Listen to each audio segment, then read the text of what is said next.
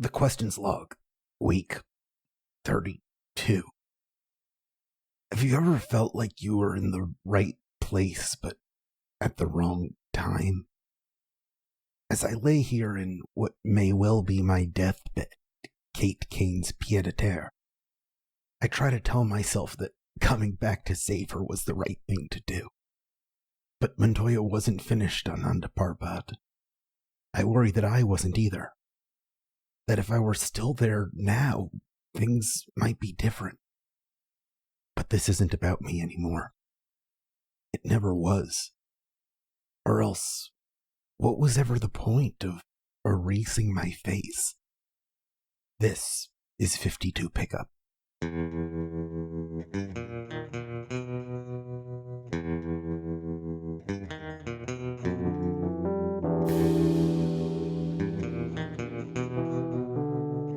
Hello, welcome to 52 Pickup, a podcast about the greatest comic you've never heard of. I am Gita Jackson. I'm the co-founder of Aftermath.site. I'm joined, as always, by professional comic books expert, Alex Jaffe. Hello, Gita. How are you today? I'm doing okay. I've had better days, but I've also had worse days. So there you go. Ups and downs. That's what life is.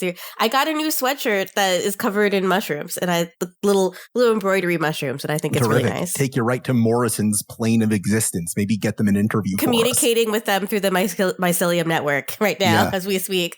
Can I give you a little portrait of my day? Yeah. Please. Here's what my day is like every single time we record an episode of this podcast. We record these at 3 p.m. Eastern on Wednesdays. And Wednesdays at noon, our time, are when comics drop on the DC Universe Infinite app every week. Sure. And that's primarily how I read DC Comics these days, 1 month before street date. So don't ask me anything about a comic that just came out. It'll take me like 30 days to catch up. There's enough of it. So usually what I'm doing is I am reading all of the releases from a month ago, and then I take a break to record this show, and then I get right back to it. So I am that guy this whole day. That's very funny. This is very, very, very funny. I'm psyched because the new issue of The Nice House by the Sea drops, and we get to see whether or not that series is going to become a toxically enmeshed group of queer people or about the world building. I think this is going to be where it divides itself. I'm excited. But we also have a guest this week, which I'm very excited about. We are joined by musician and internet luminary Paul Chin, who once told me on the internet that 52 is like his favorite comic of all time. So welcome. Good taste. Welcome, Paul. We're so excited to have you. Hey, how's it going? I think that's like a paraphrase. I don't know if I would go as far as 52 is my favorite comic of all time, but I will say that it's maybe the most important comic that came out at, as I was telling Jaffe, like the apex of my love of DC Comics. So describe to me a little bit your relationship with 52, because you've read it before. So, yeah, I've read it before. I've been rereading it since, following with the podcast. I'm about 9 issues away from finishing it. And I'm realizing I don't know if I ever finished it at the time. Wow. Because this is a period where, this is pre like DC Unlimited, Marvel Unlimited, just like e-reading of comics in the convenient ways. You guys have talked about scans daily and all of that. Yeah. In my life at the time, so to paint a picture, I grew up in the Cayman Islands. There's not a comic book shop there. All the comic books I ever bought were at the supermarket or at a bookstore, and they were all imported by basically the same importer. So it's just whatever handful of titles that they knew about. And I also graduated high school in 2006 and later moved to Costa Rica, where I lived for 2 years. And so this is kind of like a period where I've been in a groove. So I'm like, okay, I'm following the titles that I can follow, and they're the ones that I can get. So it's easy to keep up with that. This is definitely before the full-on like events comicization of the industry. So there's not like a ton of these that I have to keep up with multiple times a year. I'm just like, I'm reading Superman, Batman. I'm reading like Man of Steel. I'm reading maybe The Flash. I think at this time also a Green Lantern book. Oh, yeah. Jeff Johns was huge at this time. Yeah. The Jeff Johns Green Lantern, you pretty much had to read that if you were a comic fan around that time. Outselling Batman. Yeah. Yeah. So I'm like reading all of these at the time and I'm about to like leave home. Right. So it's just kind of like I don't have a ton to follow. But what I will say is when I moved to Costa Rica, that's the first time I actually lived in a place where I had access to a comic book shop, like an actual comic book shop. And so when I discover this place that takes, like an hour and like 2 buses to get to and, like a 15-minute walk, and it's in the back of some mall. Yeah, I'm like, oh, I can now read all these other titles I've known about but didn't have access to. And, oh, what's this? There's just drawers full of back issues. So I'm like picking up a bunch of other stuff. And so this is by the time I like really get into the swing of this, 1 year later is coming out. And now I'm like reading all of these other books and kind of picking up on all these other things and really diving into like characters that I'd never heard about before. I don't even know if anybody cares about them. I was a big Firestorm head, right? Like I was a big Jason Rush Firestorm head. It's him. We found him. Jason Rush fan. Yeah. But it was just truly like a confluence of like right place, right time. And also just being like, I don't know what I don't know. I'm like, I've grown up my whole life literally on an island, disconnected from comic book fandom and community. Really, I'm like about this life because I have chosen to be about this life. I don't have friends that I really engage or share in this with, not nearly to this degree. So, obviously kind of like coming out of this, I picked up and like read through Infinite Crisis. I'm also one of the rare people who was like, I like this. I don't, obviously like a lot of sad things that kind of come out of it and a lot of people like lose their favorites and it's a crazy event. But because one of my, I think, favorite, like anchor comics at this time was Teen Titans. It's Infinite Crisis is a very significant event for the Teen Titans. Oh, and I'm like, for that iteration of the Teen Titans, exactly. It is the climax, the apex of all of the interpersonal problems that were ongoing with that specific group of people. Exactly. And so, for me reading Infinite Crisis, I was like, oh yeah, this is like, obviously, we lose Superboy and, Cassie's like distraught and all, and, you're seeing all your babies like, in anguish and turmoil, but you're also like, it's kind of cool that like the big, like publisher defining event is about like my favorites on some level, right? Like they're the stars of this thing. And that's what I love to see. Something that just occurred to me in this second is that going back to Crisis on Infinite Earths, the architects of that event were Marv Wolfman and George Perez off the heat of their super popular Teen Titans run. And for Infinite Crisis, they were doing the exact same thing, but with the guy who was doing their super popular Teen Titans run, which means there is some Grant Morrison Teen Titans run that we have never seen that should have been the surrounding cruft around Final Crisis. It would have helped so much, right? Because of the Mary Marvel stuff that goes on. She could have been a Teen Titan and it would have explained so much more about what even was going on in her head. Oh, I wholeheartedly agree. We did get Morrison's Teen Titans and it was new X-Men. So that's true. They would have just done that again. It's true. It would have been. We didn't need another one. So basically the secret of the DC universe is that the children are the future. Oh, yeah. Yes. Legacy's the cornerstone. Absolutely. Absolutely. And in 52, what's interesting is that you get a lot of emotionally stunted adults. So it's like a still like what happens when you grow up, but you don't really grow up. It's another question about how do you grow from someone who's striving and trying into an adult that is actually heroic. I have been catching up on Batman and Robin because I love Damian Wayne very, very much. And it is interesting to go from his sort of knife tornado murder toddler earliest appearances to have him like actually try like have to make an effort to make connections with teenagers that are around him and his own same age. And I think that what so attracts me to these stories is I've always liked those coming of age stories about people who are who are at the cusp of adulthood, choosing what kind of adult that they want to be. And what's nice about the superhero framework is that you get like a good answer for every kind of adult, you know? Every kind of child has the option to choose heroism, which is really hot inspiring. Damian take has always been that he got way more interesting after Morrison stopped writing him. That Peter Tomasi stuff really gives us a path through with that character. I think Morrison planted some good seeds with how good his relationship is with Dick, for example, where it's like, no, he is just a baby. Like, he is just a child. He's just a product of his environment, and he can change. But he's definitely, I mean, the revelation that he's an anime kid is perfect. Like, absolutely perfect. He is sitting there watching Naruto and thinking, this is exactly like my life. I mean, Morrison has said many times that the whole Damian story is about themselves being the child of divorce, which means Damian Wayne is Grant Morrison.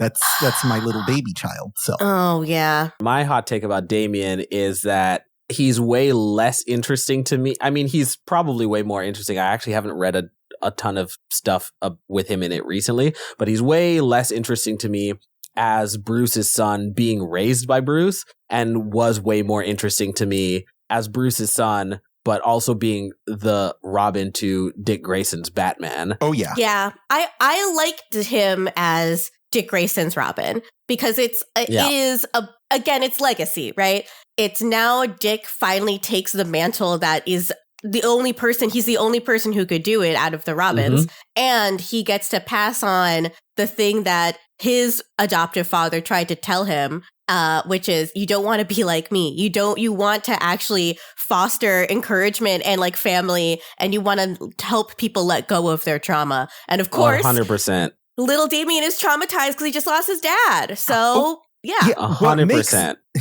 What makes the dynamic duo, if you'll forgive me, dynamic is the fact that they are a team of contrasts. You need a dark one and a light one. Yeah. Bruce and Damian doesn't hit the same way because they're both the dark one. It's so true.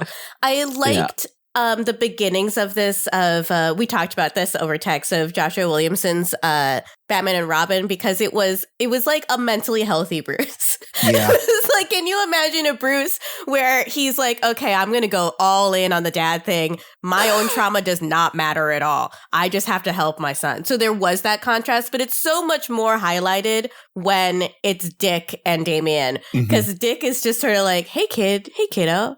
Hey, how you doing? I was there. Well, I remember being you. Well, also because, like, you know, Bruce leaning into being like a healthy and responsible dad, like, is just not believable to me. Yeah, he has a lot of work he needs to do before that happens. It makes for, like, sure, like a great story if you're just trying to like have a healthy father-son dynamic show up in a Batman comic, but like that's ahistorical to me. I don't believe that Bruce is in any way like a good dad or a good in any of the relationships that he has. Yeah. Because this is a man who, like, you know, he lost his parents and decided to dedicate his life to dressing up like a bat to fight infinite crime, right? Rather than like, you're a billionaire, bro. Like, you could have as many therapists as you want. It's kind of a thing that goes in cycles. Every 3 to 5 years, Bruce rediscovers the importance of family before finding an excuse to push them all away again. So it really depends where on the merry-go-round we reach it.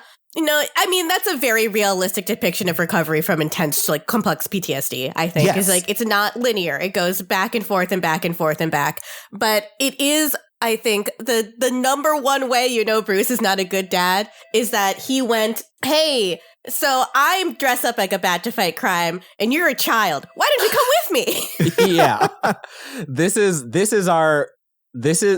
like his version of like, let's play catch in the backyard. Yeah. I'm like, well, I don't know if it tracks, man, but yeah, I think that there's a lot in all of these characters that, I don't know, yeah, like the really fun thing about reading comics in general is just like seeing characters interact with each other, seeing them basically show themselves to you, introduce themselves to you, demonstrate who they are by their interactions. And so I think that's, you know, to come back to 52, that's what's like so remarkable about this, because it's a series wherein like superhero stuff doesn't really happen. It's not really happening. It's not really the point of like this this title as an exercise. It really is more about how are we getting, from point A to point B, which at the onset was like End of Infinite Crisis to, all the changes in 1 year later. And then they drop that. And then it's mostly just like, yeah, what just goes on in these people's lives? Right. Gita was talking about how this book is about emotionally stunted adults. And there's kind of a meta commentary there that for so long, the entire DC universe has been dominated by Superman and Batman, that this huge menagerie of really interesting characters have not had the opportunity to grow in the same way. And now that they're finally being thrust in the center stage, they're like, well, what now? Yeah. And that's exactly where we're going to see Ralph in this issue. Yeah. Mm-hmm. Yeah. Ralph in this issue, he was emotionally healthy and then became emotionally unhealthy due to editorial mandate, essentially. Yeah. Which is like a very comic book character-ass problem to have. But here it's sort of like, this series is a relief after reading Identity Crisis to see at least they make good on everything they put Ralph through. This is his first shove off of the cliff into like mysticism, the kind of mysticism that will save his emotional and mental life. And it's very fun. I mean, when we say they, what we actually mean is Mark Waid, where when they brought him on, he's like, I am not going to let this shit stand for my boy. I am going to redeem him. Yes. And it's good. Like the thing that I was talking to Angelica Jade from, I think she's at Slate or something. She is a film critic. We were just talking on Blue Sky about what frustrates us sometimes about Tom King. And the thing that I don't like about his approach to legacy characters is that he sort of acts like the huge tapestry of writers and artists that have worked on those characters just isn't relevant to whatever story he's trying to tell. They just don't exist. And I prefer this mode of storytelling where this good story about Ralph Dibny could only occur if you take everything that's happened in this fictional character's life seriously up until this point. Yeah. Paul, you were just talking about how the cornerstone of DC is the kids are the future. It's about legacy. But that applies on the creative side as well as the character side. It's all about one generation of creatives inheriting the story from their predecessors and building on it. For better and worse, that really is just the nature of comics. And I feel like at DC, it's so much... I guess like the effects of that are felt so much harder than maybe anywhere. And I mean... The other side of like, all of this for me is I talk about like this period, this kind of like, I want to say 04 to 09 window in DC Comics is like great.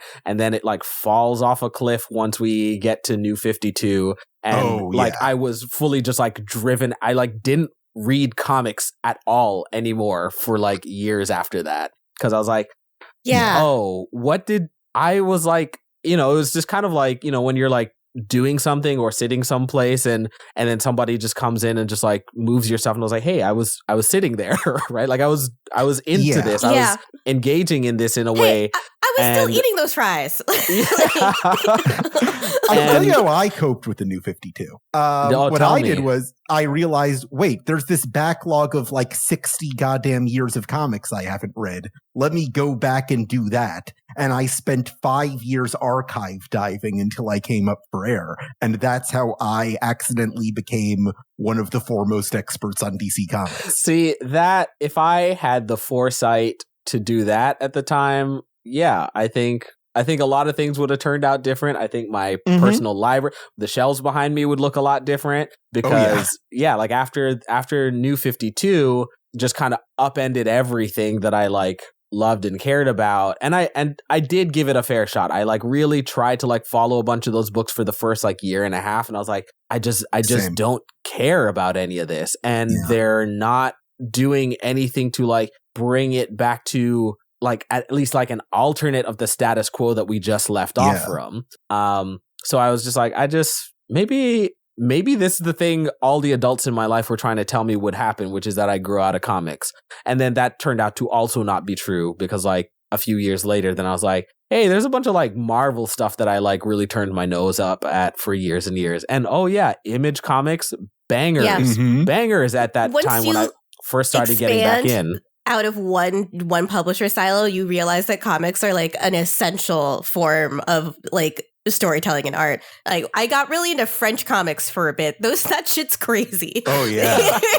They just do anything over there. If you've ever read the original French bande dessinée that Snowpiercer is based off of, it's a fantastic experience. It is like out of print everywhere. So good luck getting a copy of it.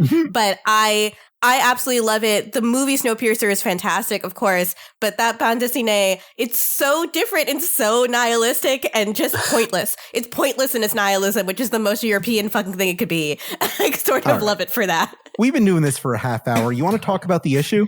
I think maybe we should talk about the issue that we're going to talk about. This is a wild one.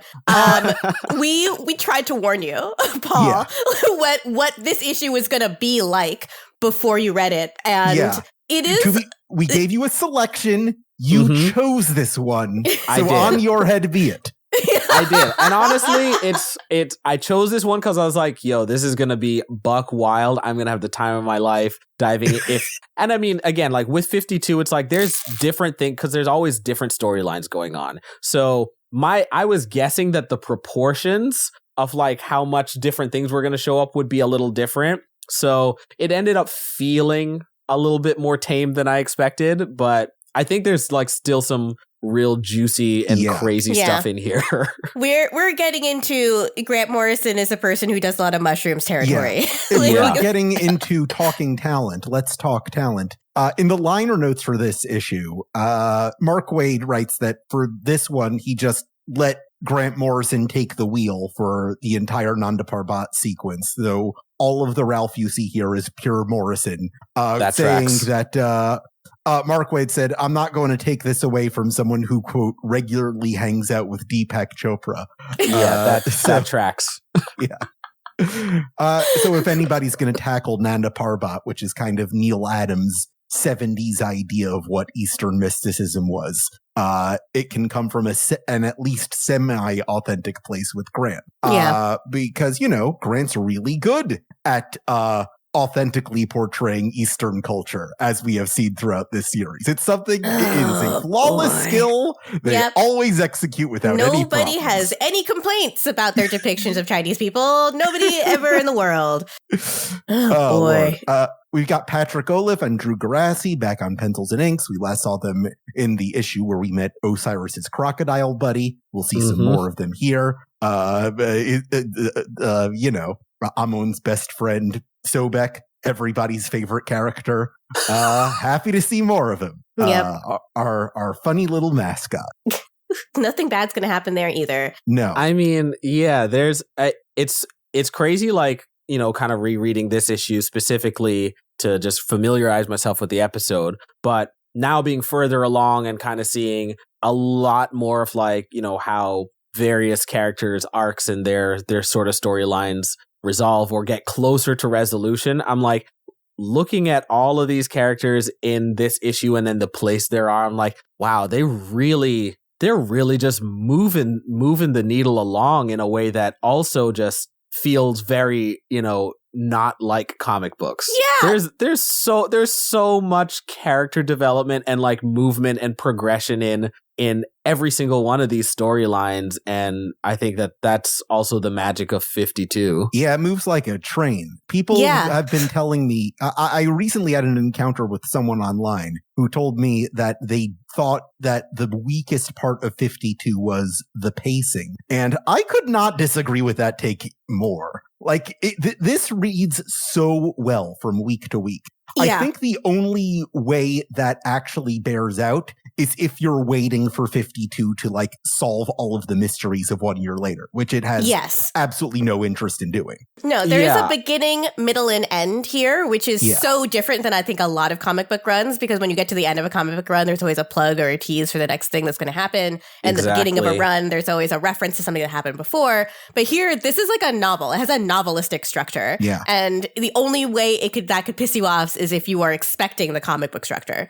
Yeah. But Paul, sorry, I interrupted you. I think you're absolutely right. I would say that if I could, gaze into the mind of the person who finds it or takes issue with the pacing of 52, I would say that maybe with some nuance, it might just be a thing of like, that it is limited to a beginning, middle, and end, and that, that comic book structure of like, it just goes on forever and ever and ever. It doesn't or can't really apply. I was actually thinking about this, or I guess thinking about a similar idea a couple days ago, where I was like, I think the only thing that could possibly improve what 52 is if the intent was never to be like this finite thing that is encapsulated or time blocked, but rather if it just existed as almost like an underlying layer of like the DC universe that was actually supposed to go on forever and ever and ever.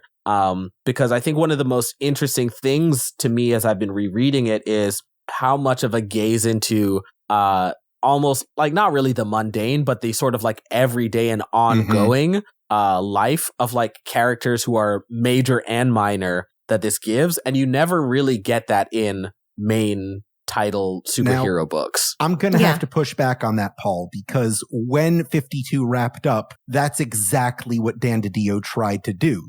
He said, let's keep this going. Let's keep looking at all these different facets of the DC universe, but we're going to do it right this time.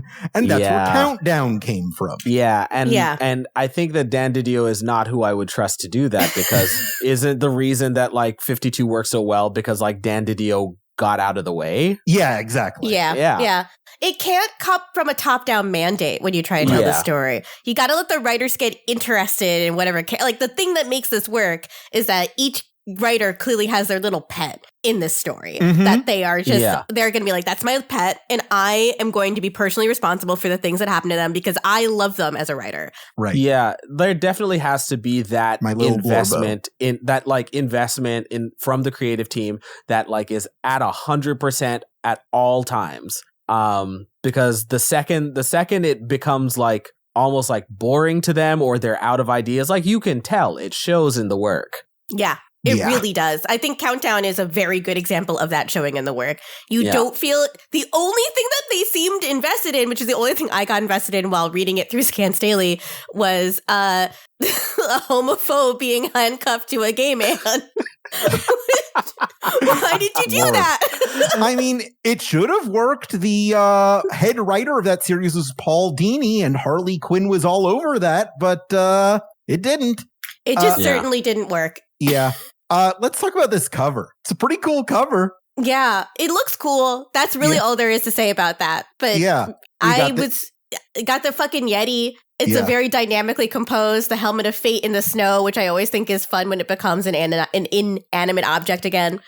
This is Luke fighting off the Wampa on Hoth in Empire Strikes Back, I think. Oh, going back to J.G. Jones' Star Wars influences throughout this cover work. Yeah, that makes a ton of sense. That is what it's giving, essentially. Yeah. But unlike some of the other covers, there's no symbolicism here because that's all inside the issue. Yeah, it's just literally what's going on here. I don't think maybe if J.G. Jones wanted to be more upfront about what the themes of the issue actually were, we would see more of, say, Ramakrishna, but he's saving that for a future issue, which is going to bring us a really, really stunning cover a little later on. So I think given how we don't really have a lot of storylines to work with, this was probably the best image to go with. Yeah, so we go back to the mountain on day one. Yeah, we're back to the mountain. And Ralph is here on his continuing his quest until he is literally interrupted by a Yeti and knocked unconscious. Yeah. One thing I like about this opening narration is that Ralph kind of sums up for us what the deal with Nanda Parbat is, how it like kind of came up in Neil Adams' Dead Man work, which was extremely popular when it was running in the Silver Age, and just like the Eastern mysticism that's been running through Morrison's Batman work, first of all, and second, what Denny O'Neil and Neil Adams were both really interested in back in the Bronze Age of Batman with stuff like Ra's al Ghul. Yeah, this is actually like a really smooth way of sort of like basically setting the scene, right? Which is just, Ralph just having a conversation, and he's just bringing up another known quantity in the DC universe, which, feels very normal to do, right? Like elongated man in the helmet of Dr. Fate just having a conversation about other DC superheroes. Like, why wouldn't they? But of course, it also does slide in this exactly like what Nanda Parbat is like, and how else would you talk about that, you know, or explain that to the reader without, I don't know, like those old school like editor's notes that they used to put in, and that's not as smooth. So I actually really like this. Also, it felt really good to see like Boston Brand brought up in this episode. Yeah. Because that's another like deep cut. And actually one of my first memories of comics is from like a Green Lantern issue that like, I don't know, like a cousin gave to me or something. And it's an issue wherein Kyle Rayner is trying to like stop a slasher on Halloween, and he is assisted by Boston Brand, Deadman, unknowingly because he can't see him. And so I was like, there's a superhero called Deadman. That's crazy, you know, in my like 9-year-old brain. Green Lantern number 93 from Ron Mars's run. Wow. Yes, that sounds right. Yeah. 1997. Professional comic books expert, right? He's not lying. I threw that out there and I was like, I'm like pretty sure he'll know what I'm talking about, but it wouldn't be unreasonable if you didn't, but you did. No. I remember this because this was from the month that DC's entire line were extreme close-ups of the faces of every character. So it would look really cool all together on a comic book store rack. That was Kyle's issue. Fun little month in DC history. But yeah, we get a little more Star Wars here with this anonymous figure whistling whistling an avalanche on top of the Yeti and retrieving his body like Obi-Wan showing up to save Luke in A New Hope. Yeah. And levitating him through the gates of Nanda Parbat. Let's talk about this outfit this guy's wearing. It's crazy. It's kind of sick. I think graphically it's kind of sick. The form, like the pattern, the cuts of it. This is insane. Why do you have like these like Saiyan armor shoulder pads and a collar and also like metal gauntlets? It's doing too many things. Yeah. Yes. For the form factor. The Great Gatsby T.J. Ecclesburg eyes on his chest over a question mark. That just repulsed me was the question mark on his chest. Like, fuck off. Don't be doing that. I can't front. I think the graphical things like the eye, the jewel, the question mark nose thing or whatever, those are to me the most successful parts of this fit. And I'm like, like if this was just applied to a better garment, I'd be like, I believe this as a, you know, proto superhero costume of some sort. Yeah. But I think that the actual design of the garments from a form perspective are all over the place and are absolutely insane, and none of it makes sense to me. It's the brief feels like the brief was give me good Ra's al Ghul, and then there was no other parameters to that. Earth 3 Ra's al Ghul. Help me out with the perspective thing. Is he floating or is he walking? I don't know. I was trying to figure this out too. I think he's floating because his shadow wouldn't appear like that if he was walking. But maybe, but he has a leg in front, one in front of the other, so it does look like he is walking. So maybe he's just like walking on air, walking on the air particles, air molecules. Maybe it was a coloring mistake. This doesn't seem. I can't tell because you're totally right. He is mid walk, right? And if you were floating, your feet would just be next to each other. That's how I assume it would work. Sure. So I don't think it's a coloring issue because if presumably, I think it might actually be like a penciling issue, because if he is supposed to be on the ground, he's like 9 feet tall inside that doorway. So true. Like he's 9 feet tall. They release this comic weekly. You know what I mean? That's a good point, Gita. Like a lot of shit was going on. I have grace for the for the, draftsmanship issues that come up here and there, but they are what they are. Yeah, no, it is wild. I do this every episode of this podcast, but it's wild thinking about this in comparison to Shonen Jump, where you just will see the sickest illustrations you've ever seen in your life on a weekly basis. Yeah. Yeah, built different. Yeah. We get our title drop, 7 Days in Nanda Parbat, which is a reference to one of my dad's favorite books, 7 Years in Tibet, which they made into a movie with Brad Pitt in 1997. The same year your Dead Man Kyle Rayner comic came out. It all comes together. Absolutely. Full circle. You are literally the question in real life. It's all connected, Gita. Not conspiracies, conspiracy. Yeah, he's just like fully on that NZT from Limitless. Yeah. I got pockets full of Pepe. God. Okay. So my husband's favorite thing about the movie Limitless is that as soon as he takes Limitless drug one time, he finishes his novel and he's like, but enough with writing. Fuck that. Let's go into finance. Yeah.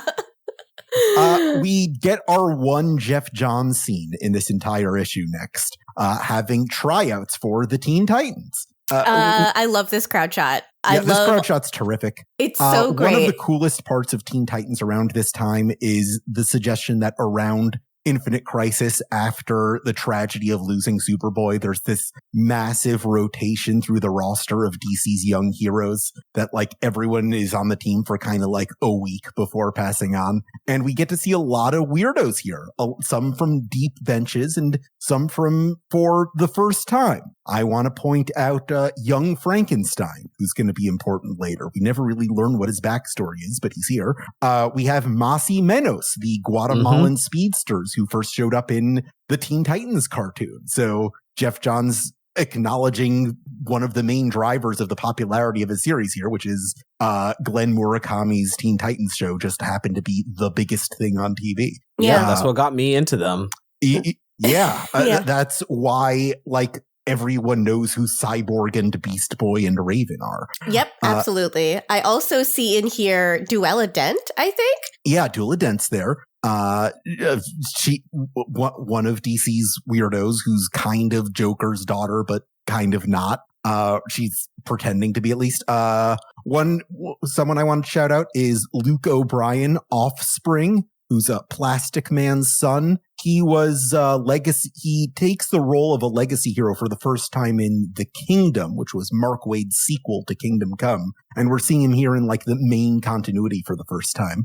That's pretty cool. I also just noticed Megan Moore's Miss Martian off to the side there. Oh yeah. I love her. Fun fact about Miss Martian, she only exists because Jeff wanted to use Supergirl for Teen Titans, but Mark Waid was using her. So he's like, well, I guess I'll come up with somebody else. And here's Martian Manhunter's cousin, Oh, I love comic books so much. I just love it. In your notes, you also mentioned that there's Talon, the Earth 3 counterpart of Robin, essentially. Yeah, I was gonna ask about that because he does have a line in the next page where he's talking about, my Earth. I was like, okay, he looks like a Robin. Mm. He's clearly not from here. This is pre-New 52 rebooting Tim Drake as Red Robin. Yeah. So I was like, who is this guy and how did he get here? Yeah, we never find out. He's just kind of here. I love it. I also love this guy with a costume that says Pulsar and then in a smaller font, Master of Sound. That's so good. I really need to talk about this because what a fit. This costume design is so buck wild. And I love it. It's a brutalist costume design, essentially. So you guys have talked about this in earlier episodes where, you would talk about like Kate Kane's dresses, right? And how this is pre the era of like comic book artists cracking open a Vogue once in a while to just understand how clothes work and what clothes look like on people. And this strikes me as the same type of thing, the same issue of like, okay, so I think it would be cool if he had like this 3D, embossed text on his chest or whatever. But even the way that it's drawn, it doesn't look like it's attached to like a human figure. It doesn't look like impossible. It's right? Like his pectoral muscles like are, they come in at his sternum as they always do, but none of the letters like conform to the shape. They're just really a straight block. It must be so fucking uncomfortable to wear this. You get punched and you got a big pea-sized bruise on your chest every time. Yeah, just like you're just carrying around these giant brass letters that are poorly adhered to whatever material this is. Yeah. God, this is so Skin funny. tight. And it's just, you can see every ab. We don't see Pulsar ever again after this, aside from one issue of Teen Titans. And I got to imagine the costume was just so uncomfortable that he was just like, fuck this. I don't need this. I can't I'm going to go fucking work at Whole Foods. I don't need this. Well, so Pulsar, I guess, he has a line here where he's suggesting to Red Devil. Yeah, Eddie Bloomberg. Yeah, that he should look into Luthor's Everyman. So are we to assume that Pulsar is one of the new superheroes from the Everyman Project? Good catch. Yeah. Got guys like Jack of All Trades and E.S. Pete. He was one of those guys. Yeah. So, probably stands to reason why he, pulls one more shift. Yeah. One more shift to Titan's Tower. Without getting into spoilers, that does make sense. Yeah. This also kind of subtly sets up what Jeff is going to be doing with Red Devil in his own Teen Titans run, which is kind of setting him up with a deal with a demon to get his own powers, making him into like a sexy devil guy who has kind of a steamy relationship with Deathstroke's daughter. That's kind of a fun thing. Oh man, I almost forgot that they were Teen Titans at the same time. Yeah. Yeah, man. That's so, to kind of go back to what we were talking about in terms of just like, this crowd shot of everybody and like the deepest roster. Looking at the Teen Titans in this part of the storyline and kind of seeing them bring out all of these, young teenage hopefuls, I think is also very interesting to me because it actually feels very reminiscent of like some things you'll see in like various storylines with the Avengers, for example, right? Like and in Marvel, the Avengers, the whole thing of them is that there's like an active roster of like who shows up in like the book every month. But basically it's kind of like once an Avenger, always an Avenger. And so like when you're not on active duty, you're just, standing by the phone, waiting to get called back up for the next big event. And so it kind of strikes me that like the Teen Titans might kind of like run like that, or this might be the setup for a sort of like ongoing network like that. Right. Going back to the Murakami series, season 5 of Teen Titans, which aired the year before this, was all about setting up that huge Teen Titans Reserve network where we see all of the different weirdos kind of getting communicators and answering the call before they all go to war with the Brotherhood of Evil. So there is precedent. Yeah. But I also think about just the notion of this many teenagers being left to like govern and organize and be responsible for I don't know, being in charge of each other. And like Raven and Beast Boy are the authorities there. They're the adults in the room, which is a little troubling, especially when we get a very controversial entrant into this open casting call on the scene, which is where Osiris and his buddy Sobek fly in, and everyone treats it like Ted Bundy just showed up to be like, hey, I heard there was a casting call. I do like that they put clothing on Sobek like he's a little man. Yeah. I love his little track jacket. I do love it. Oh, I love this scene, and I love the way this interaction is written. Like, it has to be Captain Marvel Jr. that does this for Osiris. It just has to be. There's so much empathy written between these two characters because literally Osiris has not done anything wrong. Right. Like, he just hasn't, at all. Now, I want to point out, like, the thing that Osiris, that Captain Marvel Jr. has against Osiris is that Black Adam ripped a man apart on live TV, and he worked with Black Adam. Talon is one of the people in this crowd. He Yes. works for Owlman, Yes. the evil Batman. It's a little bit hypocritical. If you're taking this as, it very much reads like the way we talked about geopolitics in terms of the Middle East at this time, where it's like, well, we want to help you, but you got to prove to us that you're worthy of that help by being good and doing One good of the people stuff. here calls herself Joker's daughter. Why is that not a problem? It's like, y'all got Dick Cheney on your team. Yeah. Like- So I'm Girl Hitler reporting for duty.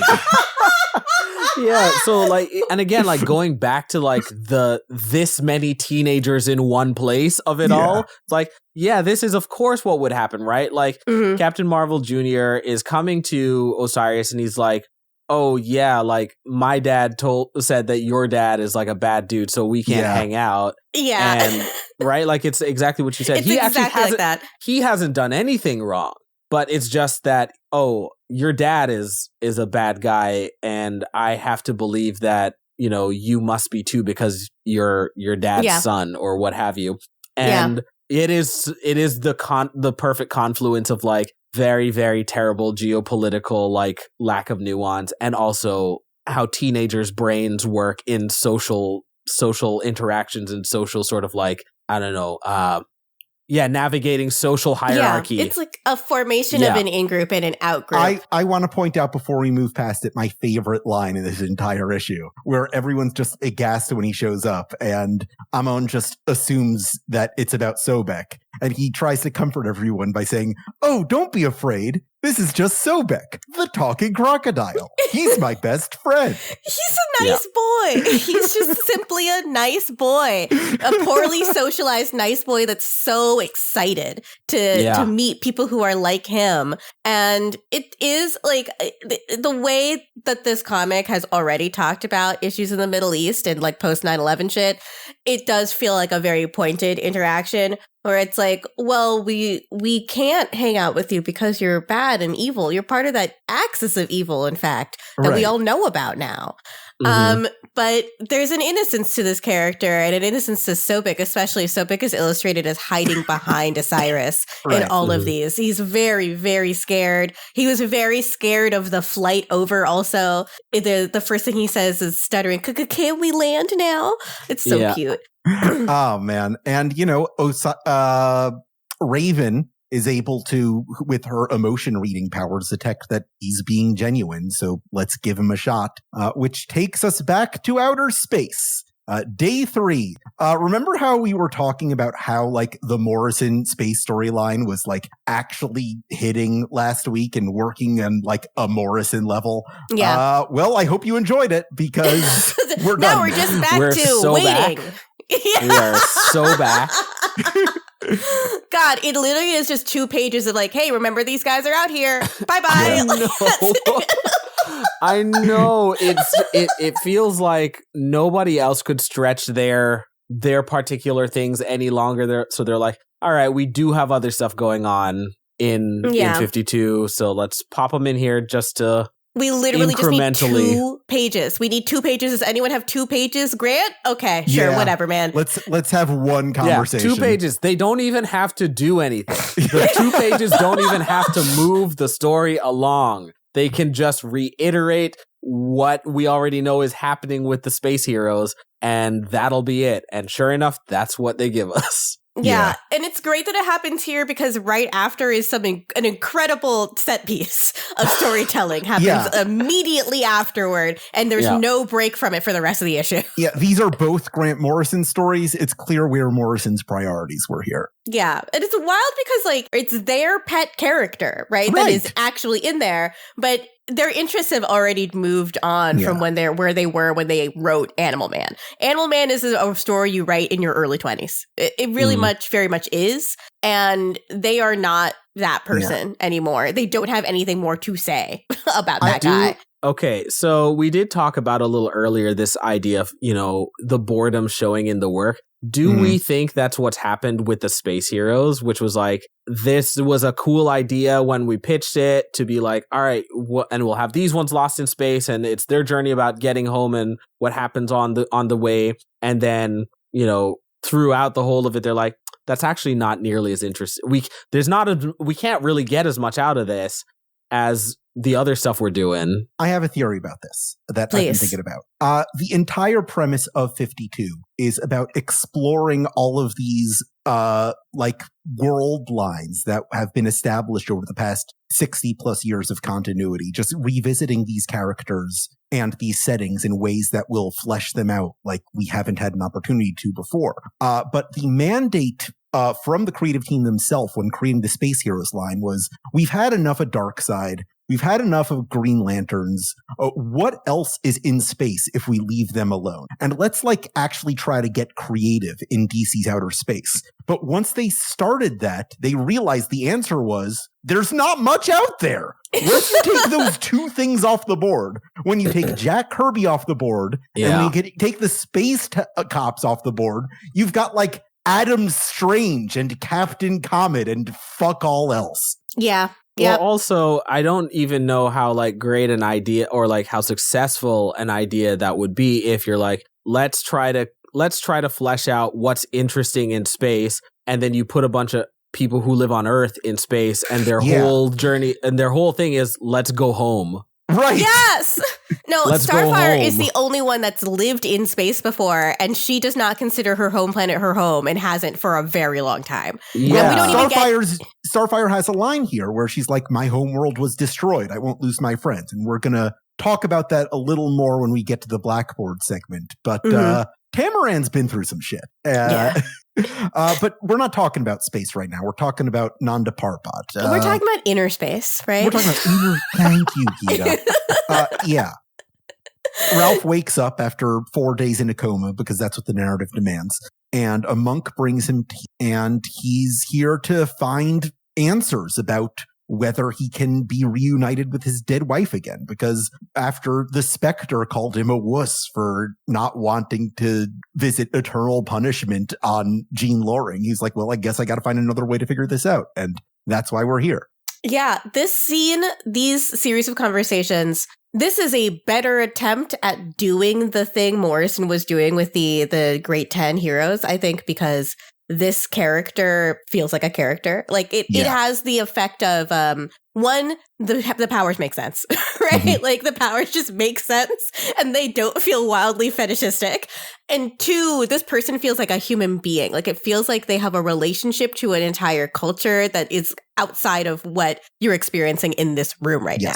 We're talking about the man with the eyes on his chest. This is Yao Fei, the accomplished perfect physician. Corny ass clown name. I hate it.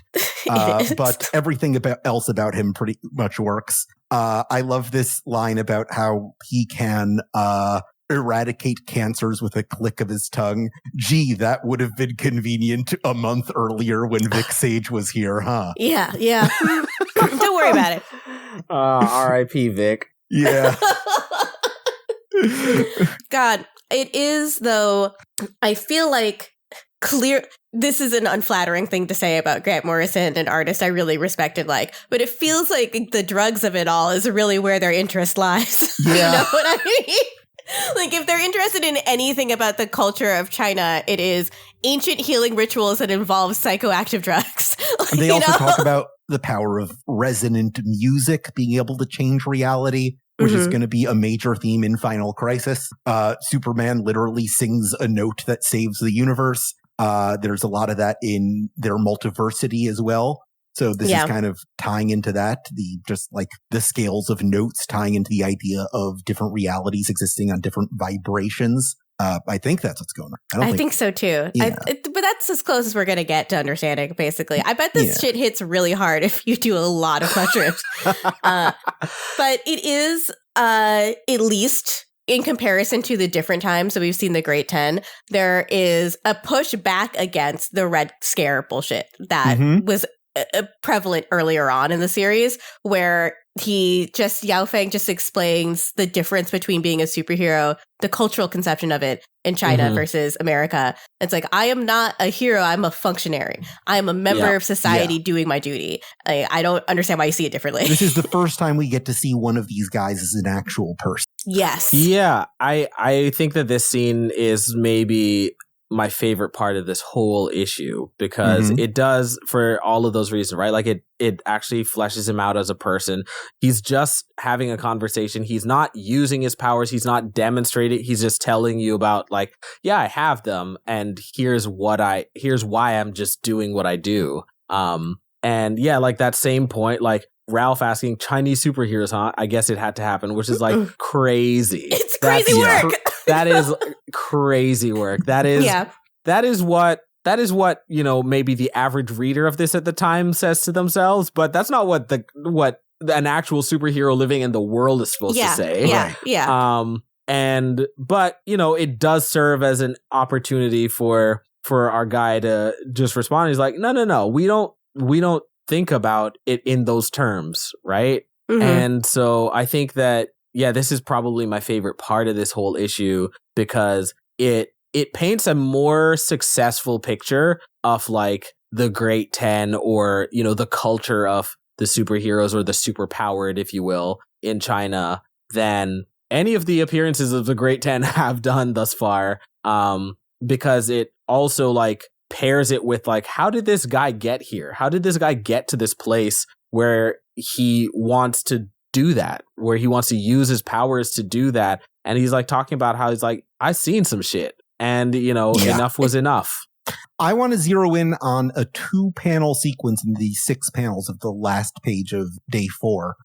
Morrison has kind of had a little bit of an obsession their entire career, Alan Moore's Watchmen, riffing on it in all kinds of different ways, because if you're a comic creator who made the scene after Alan Moore's Watchmen, how could you not be? But I want to point out this photograph that Ralph is holding of himself and Sue Dibney that's very much feels like a riff on the recurring photograph we see of John Osterman and Jenny Slater. And just like looking at it and longing for those days as Yao Fei tells him to find not peace, but equanimity, which is where Dr. Manhattan ends up regarding that. Yeah, man.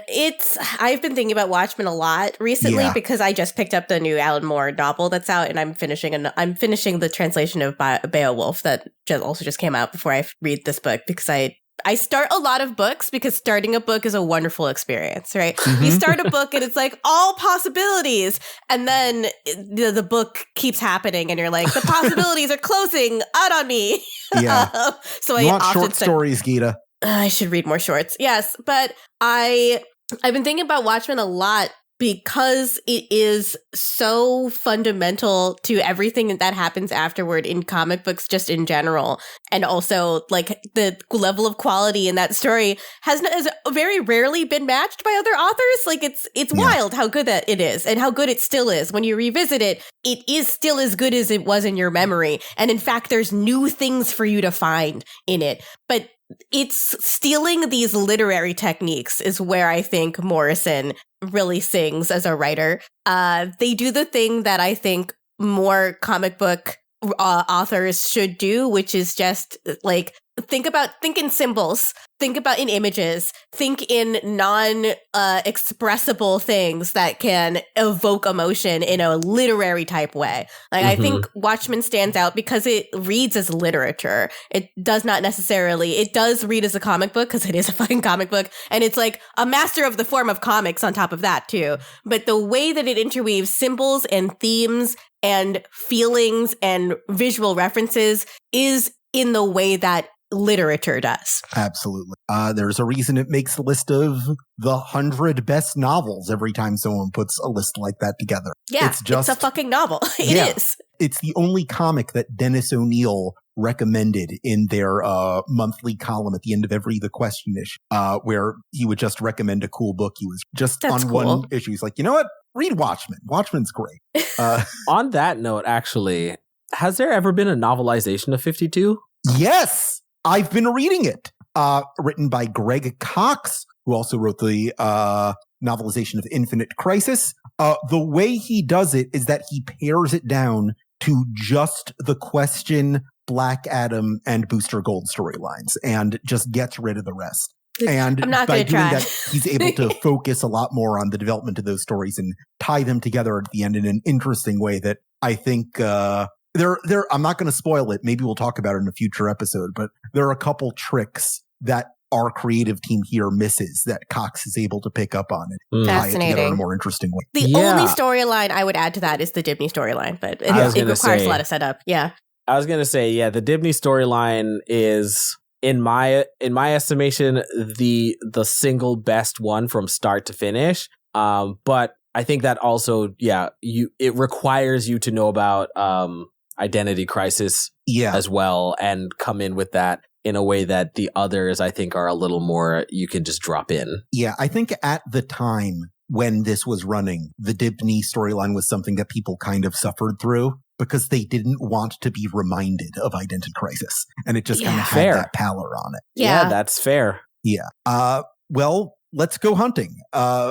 We get this really neat insinuation, I think, that isn't spelled out in a very Morrison way, that just kind of leaves you to put the pieces together, where we find some backstory about the Yeti, who was not just a monster on the mountain, but a member of the Great Ten, who was actually the guy who discovered the bioformula that turns men into monsters. Hey, haven't we been seeing that a lot in a completely different storyline? Now we know where that comes from. We've seen that Chang Tzu, who's another insidious Chinese character in another Grant Morrison storyline, is working with Intergang, who are also the religion of crime. And those connections are there for you to draw, which is pretty cool. Yeah, I think almost like he intentionally got Yeti out of the way. Yeah, I think the Intergang of like all of this as well is like an interesting component just to be existing in like all of what, or like I guess beneath the surface of everything that's going on in 52. Because it's not really the main thing for a lot of people's storylines for most of this, but every time they do pop up, you're like, oh yeah, they're like up to some stuff, and I actually can't wait to learn more about what all they're doing and what all they're building and what all they're cooking up over there. So to see it tie in with like this seemingly unrelated thing, as well as like just another, makes it feel like a bigger world. It just feels very satisfying in kind of like a little brain scratchy way. Yeah, it gives it depth that does not necessarily actually occur in the narrative, just by intermixing it with other stories. I've always said that the best way to make an interconnected universe like the DC universe, or also in the case of like a Star Wars, is not to literally have like these two major characters meeting each other, but to have kind of an insinuation that the forces in one world have some kind of effect on the forces in another world, like the Red Apple cigarettes in Quentin Tarantino movies, maybe a little bit more than that. But or the Cloud9 stores in a bunch of NBC shows. Right. Just the suggestion that there's this shared world, even if the characters don't literally ever meet each other. Did you guys see the Abbott Elementary It's Always Sunny in Philadelphia crossover episode? Buck wild. I loved it. Charlie Day learning how to read at a kindergarten level. It was some goddamn fan Never fiction. in all my years would I have guessed, like a million trillion guesses, and I never would have guessed that this was a thing that would ever be made. I know. It made me so happy to watch it, though. It was wild how well they fit together with each other. Yeah, it was something they started talking about like during the pandemic. They were like, we should really work on a thing together. And just like, there's so much love from both teams of like how this works.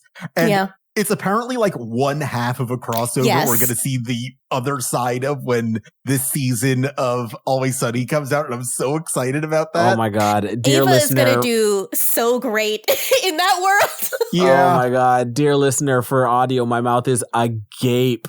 Yes. I cannot wait to see put his hand over his Melissa eyes. Cementi at Patty's Pub. It's going to be incredible. Her description of Patty's Pub really, really sold me on the whole project too. It's like, you guys run the fucking worst pub in South Philly. I fucking hate you guys. The way they like wrote Dennis out. He's like, wait, are there cameras here? Yeah, so great. The FX version of Melissa Cementi outside of the school grounds is going to be. She's going to beat someone up with a baseball bat. That's going to happen. The payoff of Bird Law after 14 seasons. Yeah, that's really funny. I also just love. I can only think of her as Quinta because I've been following her on the internet for so long. Yeah. But when she's like, Janine. I don't know why I called her a bird. It just came out of me. Oh man, it was so good. Yes. The TV Philly is incredible. Yes. Sometimes massive corporate synergy conglomeration is a good thing. It's got to come from the heart. It's got to come from the heart. Sometimes when Disney owns both FX and ABC, a good thing can happen. Well, look, it's the same special sauce as why 52 works. Yes. These people love these characters. This was not a top-down mandate. They wanted this to happen. Right. Yeah. And you're absolutely right, because it's like people love these characters, and they're not the characters that like the corporate overlord is like really pushing you to love. Yeah, it's not like the Friends go to the office. Yeah, exactly. Yeah. Yeah, this is like, they don't sell Ralph Dibny toys. They don't sell like Osiris and Sobek toys. These are all just characters who are like, nah, they fit, and they fit for the thing that we wanted to make, and people really bang with this. Gita can attest, I own every The Question figure that has ever been made. I was there when you were he there found when I got the last one in your collection. He freaked out. It was so good. One of the best days of my life, but there are like 9 of them, and that's it. So an easy collection to finish. Exactly. Yeah. That's why you collected these ones in particular, right? Because it's like, I don't have to spend my whole life searching for these. I mean, the other thing is that I'm insane about this guy. He's my Blorbo. Yes. That's my Glup shitto. That's your Lestat to the Encore. Okay, so we have our action set piece. They're going hunting for the Yeti in the snow. Yeti almost gets the best of accomplished perfect position, but Ralph does the hero shit despite not being stretchy and puts his life on the line to save this man he just met and put the bell around the cow and turned him back into a waifish Chinese man, and for that he earns an audience with the goddess Ramakrishna. And here we have our literal Joseph Campbellian meeting with the goddess. Yeah, this I think that this like action scene is exactly as long as it needs to be, because again, this is not about superheroics. This is about the inner journey that Ralph is going on. But it did strike me that Ralph jumps like 8 feet into the air and like fully that like is very funny. fully rodeos this like, why does he not have a basketball career? this Yeti while his like stretchy powers are temporarily inaccessible to him due to traumatic and psychological distress. Look, Paul, if this action sequence needed to be any longer, we wouldn't have needed that space hero scene. It's true. We're being very economical here.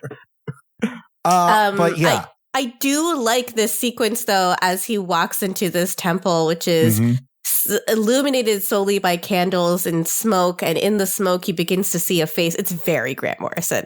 Credit where it's due to Pat Olaf and Drew Garassi this issue. This is an incredible sequence. This whole scene where he's meeting with Ramakrishna, who, as we've learned, is not necessarily a god, but just a manifestation of the universe itself. Yeah. Grant Morrison shit. Let's do some fucking magic rituals. I love this because it is a non-answer also, because like the thing that Dibny is seeking in the world of comic books, yes, people do come back to life, but he's seeking an answer to grief, really. Right. Yeah. And like, that's what it's trying to guide him towards, this understanding that like, yes, you want to solve this final crime, this final mystery, which is how can she be alive and not alive? And it's like, well, she's alive because she's still alive inside of you, Ralph Dibny, because you love her so much. By grief, do you actually mean love persevering, Gita? Oh my God. I'm going to throw this mouse through the screen. It's going to hit you in the head. I don't know how that's going to work, but I invented it. Basically what Ramakrishna tells him. It is. It's very Zen Cohen, but it is true. I actually want to talk about the art in this a little bit more, because this, I mean, Pencils and Inks team absolutely snapped on this colors sequence. Go crazy also. And so, we talk about like the fact that this is a book that's coming out weekly. There's not a lot of time, like comic book turnovers are already insane, and then further exacerbated by the weekly nature of this. And it's just so remarkable how much detail they get in here, but also not just the detail, how well rendered everything is for like the I guess conveying the like sense of sublime and overwhelming like nature of like what Ralph is experiencing right here, right? Like this face just emerging from these like Art Nouveau-esque like clouds parting the ways, and there is also like a little hidden text down here in the page with the face of Ramakrishna showing up, and just like written into the smoke, it's like a little shout out to, who is it? Neil Adams. Neil Adams, who the creator of Ramakrishna, who created this design. But that's incredible work. I'm like blown away by this, because like I'm particularly like snobbish about comic book art. I will suffer through a poorly written story if like the art is like really doing it for me. And likewise, there's a lot of stuff that I've missed out on because I just was like, I can't read 24 pages of this every single month and look at this for 24 pages. But this moment right here is such an incredible payoff for this issue. And a part of me is just wondering how much were they just like planning ahead and trying to save up, their draftsman minutes, to pull this off. This is all Keith Giffen too, doing the breakdowns every issue. Yeah, this is a comic book sakuga, essentially, is what you're saying. Like, this is, you can 100% tell that like they could not wait to get to these pages. Yeah. There's something incredible about the color story happening in these. It's just 3 pages, right? So David Barron, our secondary colorist, is on this one. It's incredible work. It starts off with gold and amber, and then the subtle tone shift from gold and amber to gold so bright it blinds you. It's like deep. It is an incredible shift, and it works so well. And then when that's taken away in the very last panel, you recognize its absence also. It's really it is like when you read that Watchmen script and he's describing like fucking like little motes of dust glittering in the moonlight, you understand why they write all that shit down. Right? Like you do have to convey that mood, and that mood is here. 3 different artists coming together to perfectly represent that. It's beautiful. I mentioned TJ Eckelberg earlier in the design of Yao Fei, and I think that was in mind because this depiction of Ramakrishna is very much like the cover of The Great Gatsby by Francis Cugat, just like evoking that face. Yeah, this is the good version. Yeah. Do we think that that's what the eyes on Accomplished Perfect Physician's costume are a reference to? It might be. I don't know. I'm just guessing. It's definitely a face, because the question mark on it's also a nose from a different angle. Yeah, you the see question mark is also a nose. Yeah. Man, I want Gene Luen Yang to go back to the Great 10 just one more time. Yes. To like just tie it up. Just tie it all together. Make this make sense. Yeah. When we did our Gene Luen Yang bonus episode, I pretty much asked him what he would do with the Great 10. And he was like, I did what I did. And then I made my own guys. And it's like, you know what? Respect. Mad respect. Try, like if you're going to make some actual Chinese superheroes, don't try to make a story about the white guy's Chinese superheroes. Make your own. Yeah, that's fair. But the white guy superheroes aren't going anywhere for true. That is the unfortunate thing, right? They're not you can't put that genie back in the bottle. So it's sort of like I just want somebody to just like tighten them up, clean them up. Yeah. It's like Papa Midnight, right? Like Papa Midnight went from a very, very great example, like horribly disrespectful depiction of a voodoo practitioner. And then as more people that had more knowledge of that culture got their hands on that character, it turned from something that was really disrespectful to something that actually feels like a celebration of those people and that culture. You could get there with Yao Fei. You would just have to stop calling him the accomplished perfect physician. I mean, you could get there with some of the Great 10. I don't know if you could redeem Mother of Champions. No, I don't think you could. She died. She died off screen. Yeah, we don't know what a different member of the Great 10. Yeah, I no, you're absolutely right. It is, and I think Jean Luen Yang is right to be like, yeah, then I made my own guys. And I was like, all right, good. And like, let's have them up front for a while. But, you know, I just like guess in the wake or in their aura, then we kind of like subtly start to seed things to just, I don't know, massage some of these ideas a little bit. Because I don't think they're inherently bad ideas for like these characters. Well, some of them are. But, you know, for Accomplished Perfect Physician, I think he's like maybe 80% of the way there. Yeah. He's the closest I can think of this whole group. There is a grand tradition of doctors being superheroes, like Dr. Midnight and Batman coming from a medicinal family. I think there is room for there to be more than one guy in this space, and Yao Fei has a role he can fill. Yeah, I agree. Unfortunately, I think he might be too powerful. That like his healing magic is so if it is as he talks about it here, is so strong that like if anyone is on the brink of death, they could be just like, well, why don't they just go to Yao Fei? Why don't they just like have him like sing a cover of Sabrina Carpenter to fix a broken bone or whatever? Right. Yeah. Like, it's like, oh, that's a me espresso. There you go. You're fine. You can't have Oracle anymore because you can just bring her to Yao Fei and he'll sing your spine better. It would be great to have him Mr. Terrific style as sort of a consulting detective in a different character story. You know? Yeah. That would be a great role for him. So, just like, this is the consulting doctor you bring in to solve a superpowered murder mystery. You know what? Maybe his debut, like, titled series is actually about him discovering the limitations of his powers. Because we don't know where his powers come from. Surely there must be some limitations, whatever. Yeah. We discover the weakness, what happens when he gives too much of himself to his work, which is very much a story of a healer. Yeah, what happens when he needs to be on vocal rest? Right. He needs to be on vocal rest so he doesn't develop like nodes or whatever. Yeah, it's like the first issue is him going to the doctor. It's like, you got a polyp. You got to stop talking. Yeah. we got to bring you into surgery. The end of the scene is essentially Ralph just badgering the manifestation of the universe to tell him how he can be reunited with Sue. And she's like, well, I'll tell you, but you're not going to like it. And she tells him, and we don't get to hear it because when you hear a plan happen in a story, it never works out. But when you don't hear it, then it does. So he just kind of absorbs that knowledge and is just like, okay, time to go. And he walks off from the mystical resurrection temple on the top of a mountain. Mm-hmm.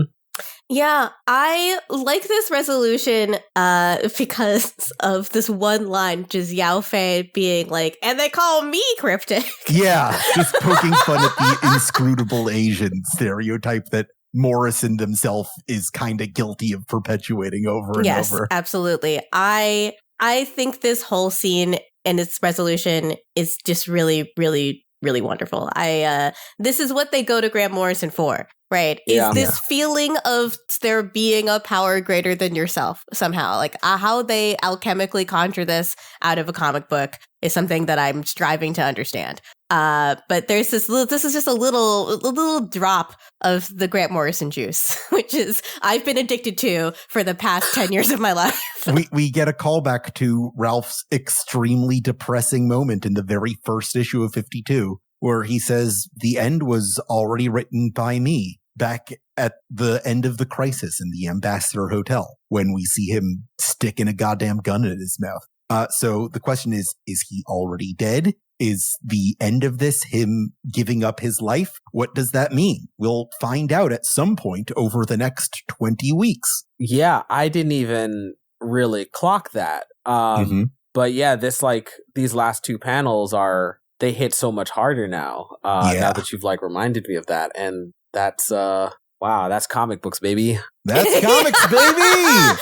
Yeah, we're all here in the soup together. That's motherfucking comic books. I'm not locked in here with you. You're locked in here with me. Yeah. Well, that brings us to the backup. Man, I'm just like, I'm still reeling over this issue because it's the kind of thing that I love when comics can pull off. And, you know, there's like a million different ways that 52 could have like come to fruition or been, you know, executed or whatever. And in every single one of them, like, I want more stuff like this, right? Like, I want more stuff like this. I want these kinds of stories really fleshed out, really, you know, I don't know, like, let's just normalize like emotional arcs and development of characters for real in comic books. Cause like, there's so much to be said about, like, you know, the ranking of your favorite stories in 52, but like, I would 100% have just like read a whole standalone series of Ralph. Yeah. We don't really get a Ralph story of this magnitude ever again. Yeah. It would be something I'd love to see Mark Waid return to at one point, now that he's back at DC. Yeah. No, it was always my great disappointment that the resolution of the storyline with Ralph Dibny did not lead to more stories about Ralph Dibny, because it's just like a cap. It's such a good hook. It's such a good hook. And we'll get there. It is.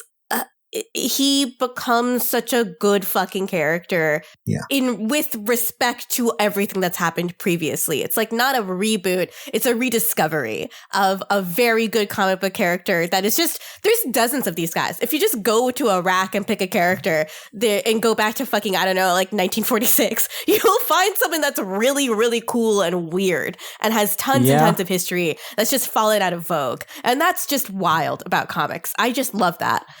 Yeah, to your point, that the fact that this does not just set up as like a backdoor pilot for more Elongated Man, for more Ralph Dibny, probably hits even harder, because at the time when you're reading all of this, you don't realize you're reading the Ralph Dibny grand finale. Yeah. I wish I were an elongated man. I want to be gated from Elon. I was thinking done. That. Yeah, well done. I was going to say, but you're already so tall. Let's talk about this backup. We got our boy, Blue Beetle, Jaime Reyes makes good. Love our boy. This is one of the best characters to come out of the post-Infinite Crisis era. We got Cully Hamner on art, who is a slam dunk because he's doing the art on the Blue Beetle book right now. I do have to criticize this two-pager a little bit. Usually, Mark Waid, who writes all of these, is so on point in condensing all of the important themes and things you need to know about this character into 2 pages. But I think here he misses what the most compelling thing about Jaime is, which the Blue Beetle movie, which we loved, did not miss. And it's the family aspect. It's the idea that what makes Jaime different from everybody else is that he doesn't hide his superhero identity from his family. He brings them right into it at the very start, and they figure out how this works together. And this two-pager really doesn't touch on that aspect arc. I just had a cursed thought that I need to express on this podcast that is only tangentially related. But in the Blue Beetle movie, as in a lot of superhero movies post Black Panther, they go to a Wakandan spirit realm. Is that something only people of color have access to? What is the white person Wakandan spirit realm? Like the Denver, Doctor, right? The Doctor comes to mind. Something that Warren Ellis tried to do with the Authority, I guess. Yeah. Oh, yeah. Yeah, I remember this. You know, that's fair. That's fair. I think Hawkman. Oh, yeah. The Hawkman has a Wakandan spirit realm. That's true. And he is traditionally white, even though he's African. In the present day, he has not been white. But he still has access to his Wakandan past lives. Yeah, that's true. It's crazy how Ryan Coogler just codified something that's becoming a really important shorthand for comic books now. That is pretty nuts. Yeah. Yeah. But all right. There we go. Comic books, I think they're good. And I like reading them. I'll never stop. I will never stop reading comics. What was everybody's favorite scene this week? For me, it's definitely the end sequence with Ramakusha. Yeah, same. There's no getting around it. I mean, as much as I love that Teen Titans scene, it's one of the best scenes in this entire arc. It's so beautiful. I'm obsessed with it. It's going to come up again later when another creative team has their own meeting with the goddess. And it's just, I love, as much as I like to give Morrison shit for their high concept woo-woo whatever, the idea of this like non-denominational god figure who just represents what things are rather than being a force that manipulates things themselves is a really interesting take on the whole cosmology of the DC universe. And, I didn't want to bring this up, but now that like one of the major architects of the cosmology of the DC universe is going to be persona non grata forever, we need to start pulling at other sources of inspiration. Yes. I wouldn't hate it if we saw more of Ramakrishna in those roles. Yes, I think also in the same way that it's fun when writers revisit Watchmen, but I feel like they always pick up on the wrong things, which is like they revisit the characters of Watchmen. Look at the techniques. Anyone can mimic craft. You should be learning from art rather than trying to continuously please people who won't be pleased by you, essentially. Like it is, or who are not worth pleasing at this point in time. There's a lot of storytelling techniques, like the way that this particular author dips into mythology, that comic books could really benefit from. And you can go in whatever direction you like with that. You can just steal. Like with what Grant Morrison does with the photo from Watchmen. Yes. In that 2 panels. It's like that is an homage to Watchmen that means more to me than those characters becoming part of the DC Comics canon. There are 2 ways to interact with Watchmen. You could do it this way, or you could write Doomsday Clock. I know I have a preference. Well, this is actually like a really great point, and I think one of the things that really became ultimately the most off-putting for me with like DC Comics was the sort of phenomenon that you guys have described a bunch of times, which is that every generation, a bunch of people who were teenagers reading comic books, they take over making the comic books, and then they just want to set everything back to the way it was when they started.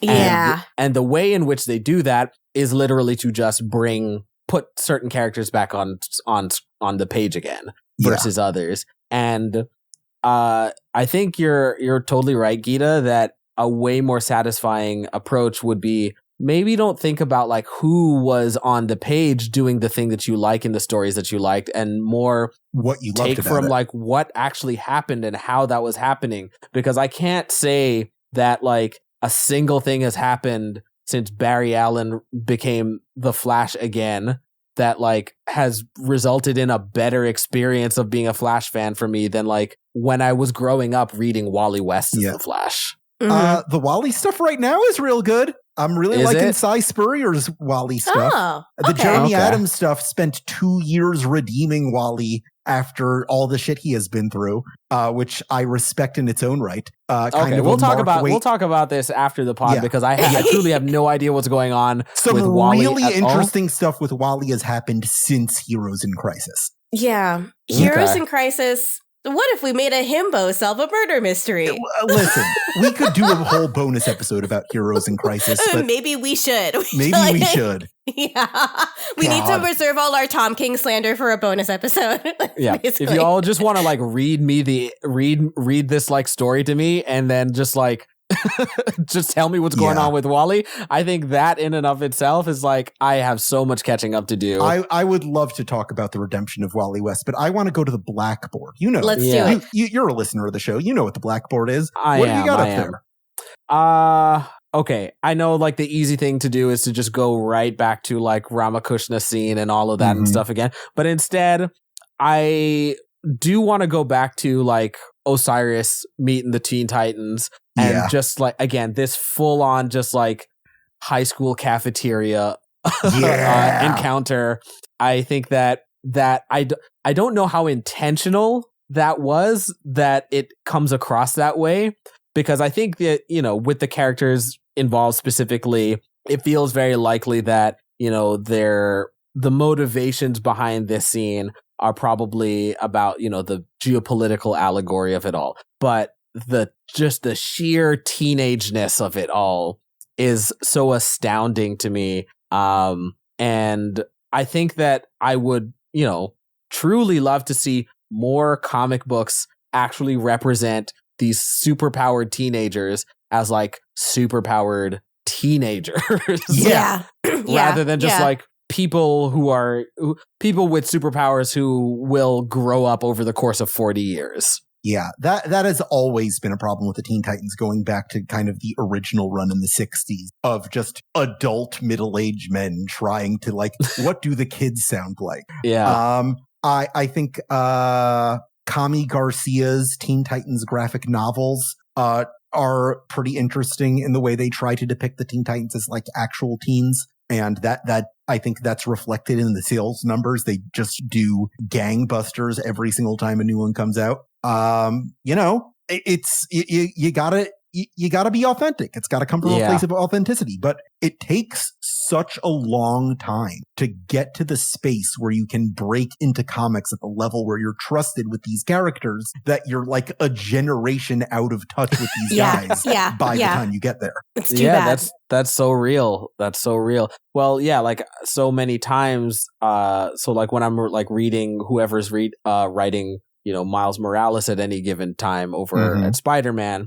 And, very often some of those writers will be like, oh, yeah, like I was inspired by just like watching my kids. Yeah, and I'm exactly. Like, okay, well, if that's the closest you can get to it, then, God bless. But, there's there's people who are like actually in life with people. There are much talented writers in their 20s you could go to. And it's not just that. Like, if you look at teen television from the 2000s, there were adult writers that were writing teenage characters with a lot of fidelity. I'm thinking specifically of The OC and Gossip Girl. Those are teenagers, affluent teenagers, sure, but they're teenagers who act like teenagers. And all you really have to do is be smart enough to think, what was I worried about when I was a teenager?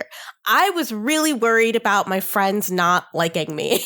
And like, how would that make a character act? Like, I think Blair and Serena's friendship in Gossip Girl is like a kind of friendship that would work so well in a comic book. One of them is just an ace. Everything comes easy to her. And she has no idea how insane that drives her best friend, who is like second best always, but has to work for it so fucking hard. And the love between them is real, but there is always conflict there because they're not mature enough to work it out. What do you want to put it on Blackboard?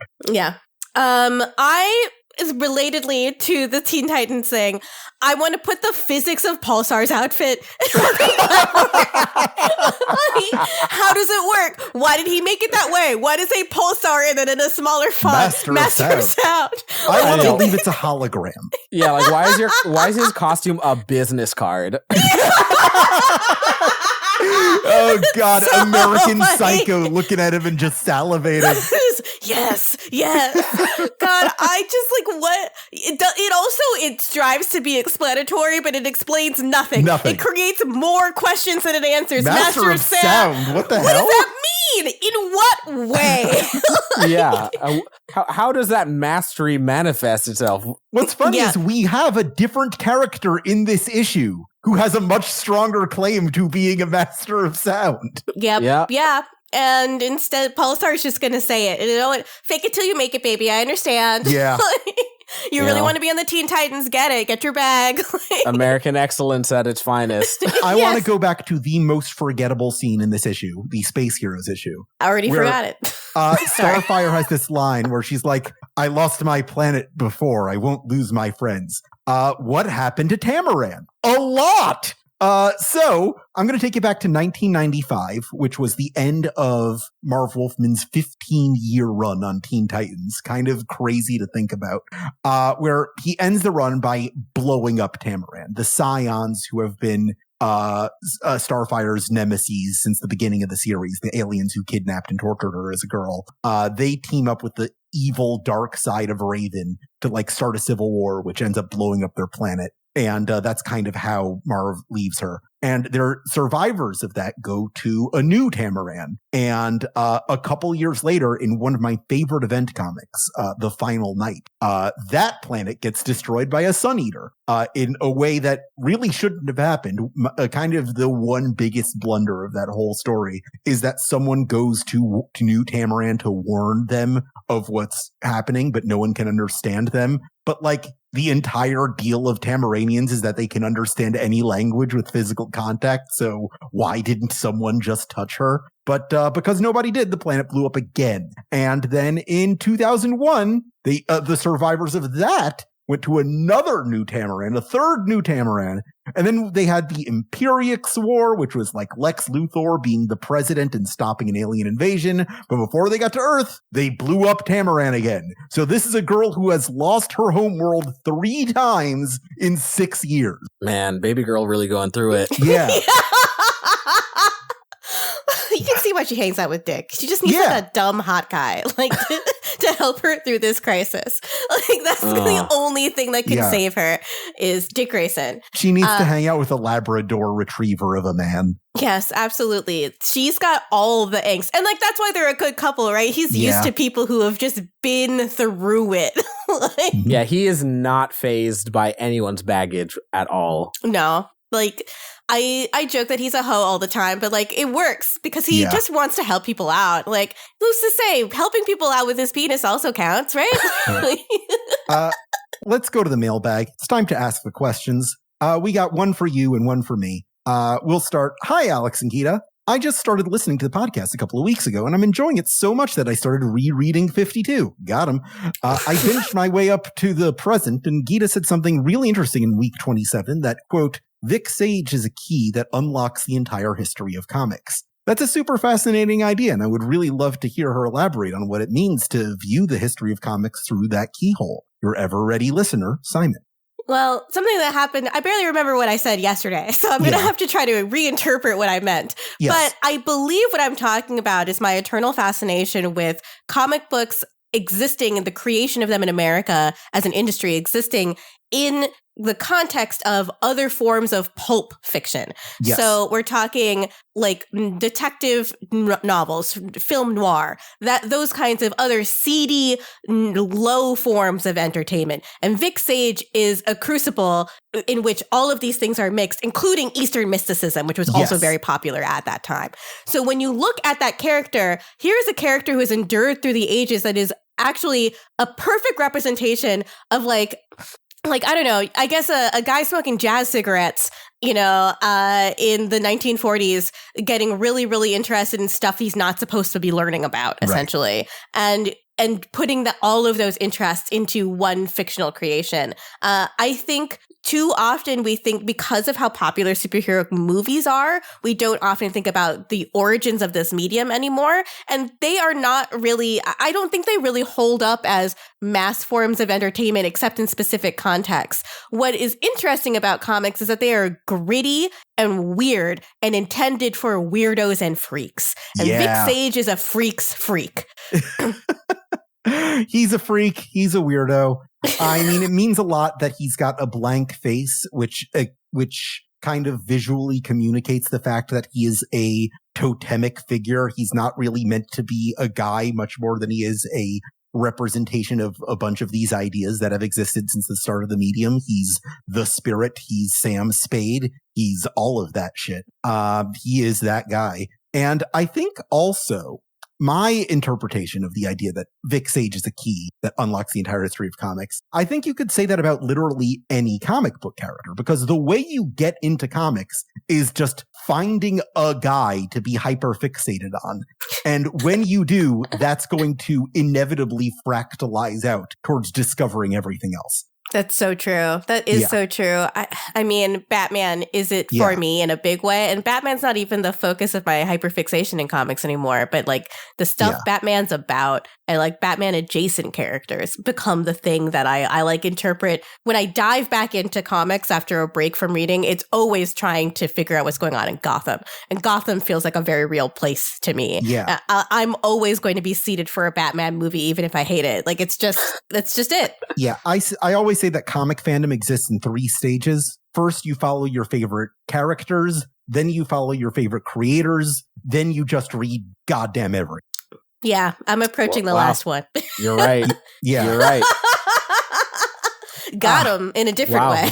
Wow, read me. Yeah, that's how it works. One more letter. This is from Max. Hi, Alex and Gita.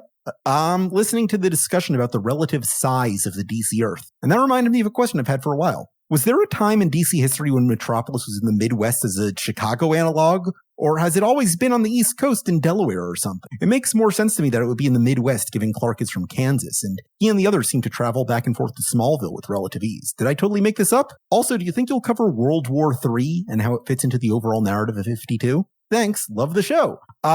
If I have anything to say about it, I think we need a week where we talk about World War III. I do agree with you, even though I know I'm not going to like it. It fucking sucks. It's the worst. I think the people who don't like 52 accidentally remember World War III as part of 52. We'll talk about it when we get there. Yeah. But let's talk about geography. So when Joe Shuster and Jerry Siegel created Superman, they originally imagined DC to be Cleveland, the city they were from. And it very quickly became a New York analog after that. And during the first 40 years of Superman stories, Smallville was just kind of like a farm upstate. It wasn't really until Christopher Reeve's Superman the movie that it was established as being in Kansas. And that when that happened, you get Metropolis in Kansas and stuff like Smallville and Superman the Animated Series to kind of build on that mythology that had already been created for the Richard Donner Supermans. But traditionally, Metropolis is an East Coast city. And now, since the John Byrne comics in the 80s, Smallville is in the Midwest. And how is Superman able to get back and forth so fast? He's Superman! Why is this a question? Yeah. He can travel at the speed of light! So you're absolutely correct, but I will also, in defense of the writer, I have been going through Smallville. Yeah. Again, because I never finished it, and it is so hard to get through, and I am 6 episodes away from the end. But good sex, bad Lex. It'll take me a hot minute to do it. Clark's not the only one who's going back and forth from Smallville to Metropolis daily. Lois is making that commute. Yeah. In Smallville, Metropolis is in Kansas, but that's an aberration from the comic canon. Ah, I see. So yeah, the other thing about it is that's difficult to grasp because all of it's shot in Burnaby and Vancouver, which don't look, every TV show, which don't look anything at all like an East Coast city or a Midwest city. No. As far as TV is concerned, Metropolis, Gotham City, and Star City are just all Vancouver now. Yes. Yeah, when I read the comics, the old aphorism that I'm not sure if it's apocryphal or not, of Gotham is New York at night and Metropolis is New York during the day feels very true. Because as much as when I was living in Chicago, I felt both of these cities as if they were Chicago. But now that I live in New York, it's no, I understand now. When I am in Lower Manhattan and I can see the Empire State Building and the sun is shining on it and I'm alive and buzzing with the possibility and creation and all this incredible Art Deco architecture, it's that is Metropolis to me. And when I'm there in the nighttime and I'm trying not to flash any of my electronics because I don't know what's going to happen, that's Gotham City to me. Yeah. I feel that feels correct, even if it's not actually correct. And even if it doesn't geographically make any sense with terms of a map. Yeah. Man. So, yeah, it does get confusing because I saw somebody recently say that, Gotham is probably more likely to be, New Jersey. But I'm that doesn't make sense. Gotham's on an island. Gotham is Manhattan. Yeah, and there's nothing to do in New Jersey, so I just don't know. That doesn't make any sense to me. Yeah. There's a great Teenage Mutant Ninja Turtles Batman crossover that James Tynion did, where the Turtles arrive in Gotham, and they're in our world, this is just a swamp in New Jersey. There's nothing here. Okay, fair. That's very funny, though. I'm sorry to all people that are from New Jersey, but as someone that grew up in the tri-state, I have a deep-seated hatred of New Jersey that I haven't been able to shake in my adulthood. I know it's perfectly fine. I know it's a good place, and I know that nice people live there. It's just I can't help but just think to myself, oh, fucking New Jersey, every time I hear about it. Man, well, that is how everyone who's not from Gotham feels about Gotham, though. Oh, man, you're building a case here. It's beginning to make more sense that there is a Manhattan-esque island off the coast of New Jersey in this universe. Exactly. Okay, so we just got to find out if there are no left turns in Gotham, and then that'll confirm it. Yeah, exactly. Yeah. If there is an Indian American diaspora in a specific neighborhood of Gotham, then it will make more sense. There is. It's called Batman the Cult. That was the one where Batman gets his ass beaten by this guy who claimed to be the descendant of these Native Americans who were displaced by the founding of the city. Jesus Christ. Yeah. I don't want to say it. It's not New Jersey. It can't be New Jersey to me. I'm sorry. You watched The Penguin. It's New Jersey. Fuck! I do think it's funny that Bloodhaven is definitely New Jersey, though. That's really funny to me. It's like, of course, Bloodhaven would have been a place. It would be in New Jersey. Of course, New Jersey would have a town named Bloodhaven. Bloodhaven. Can't forget the umlaut. Oh, God. Paul, thank you so much for joining us. Yeah, thanks for having me. Other places can people check out your work and your thoughts? I'm hanging out on Blue Sky a lot these days. So find me there, paulch.in. I guess the only other place that's for real that I'm on and resent being on is Instagram. So I am there as well. For now. How much longer? Who knows? Anyone's guess. So I got to figure some stuff out. And other than that, yeah, find my music wherever you get music at. I run a label called Sanzubu Group, and if everything comes together, I will be putting out a compilation with me and a lot of my really great friends for a Lunar New Year. So, that's amazing! Yeah. I'm really excited for that. I can't wait. Paul, you're a listener to the show, so I just got to ask you: do you have any questions for us? I think you mostly covered it. Actually, hang on. There is one other thing I did want to know, and you know, when am I ever in the company of such experts? So are you ready? What? Fuck. Yes! I'm so glad you got Paul. it. I was so hoping.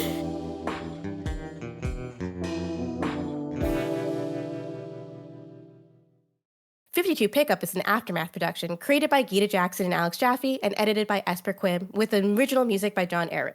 Hosting for 52 Pickup is provided by Insert Credit. The views and opinions expressed on this show are solely those of the show's personalities and do not reflect those of DC Entertainment or Warner Brothers. Please rate and review our show wherever you can and send your questions and comments to 52mailbag@gmail.com. Never stop reading comics.